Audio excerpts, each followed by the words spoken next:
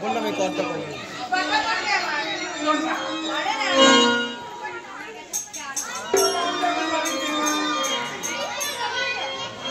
বাবু যখন বাড়িতে গিয়েছিল বাবুকে জানিয়ে দিয়েছিলাম পঞ্চমাসের আমার দেখতে একটি নমাস হয়ে গেল। এই সময় মেয়েদের কি করতে কি জানিস না মা?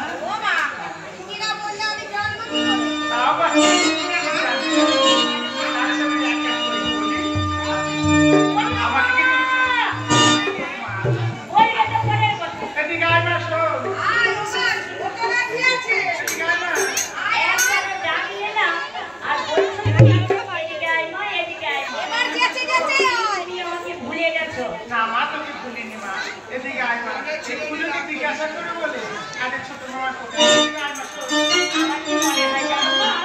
মা এ জনমে তুমি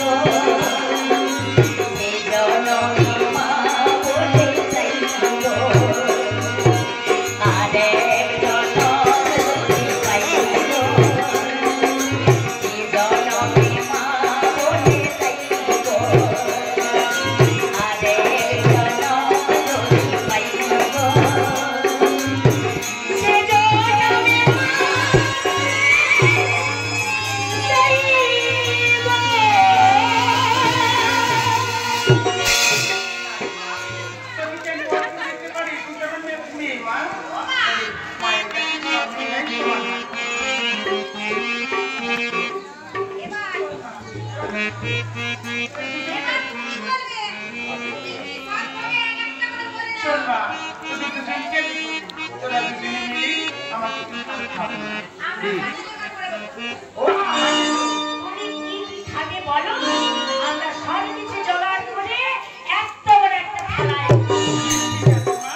আমি এক এক করে বলবো আর ভালো করে মন দিয়ে রাজা বলবো ঠিক সেগুলো হ্যাঁ হ্যাঁ ওই ঠেস করলে না লোড করে দেবো ঠেস করলে লোড করে দেবো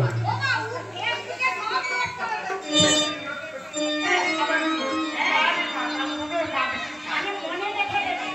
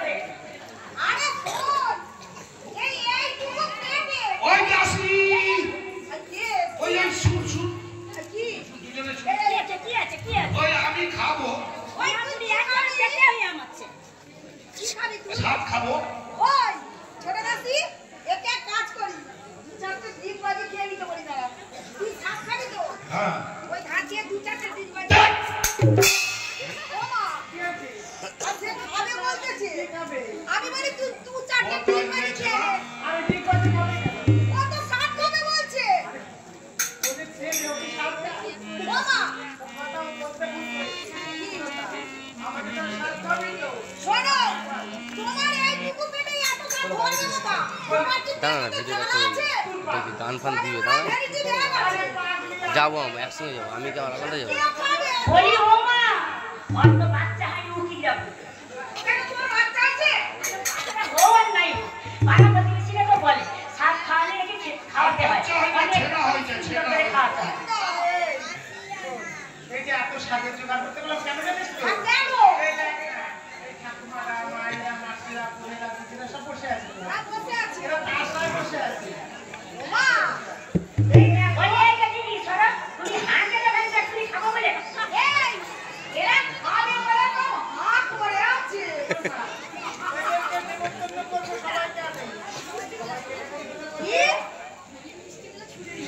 ও ওরা মিষ্টি করে ছিঁড়ে দিতে।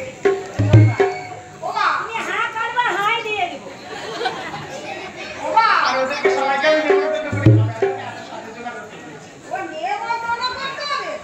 আমি ভেবেছি তোমার মতো হয়েছে, এদের হয়েছে। মাকে বলিস না। চলো।